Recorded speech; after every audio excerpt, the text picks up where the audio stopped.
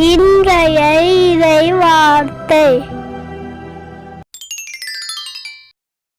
உங்கள் அன்பு கள்ளமற்றதாய் இருப்பதாக.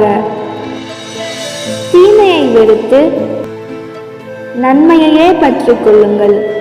தூய பவுல் ரோமையருக்கு எழுதிய திருமுகம் அதிகாரம் 12 9வது இறை திருவசனம். உங்கள் அன்பு கள்ளமற்றதாய் இருப்பதாக. தீமையை வெறுத்து நன்மையையே பற்றிக் கொள்ளுங்கள். தூய பவுல் ரோமையருக்கு எழுதிய திருமுகம் அதிகாரம் 12 9வது இறை திருவசனம்.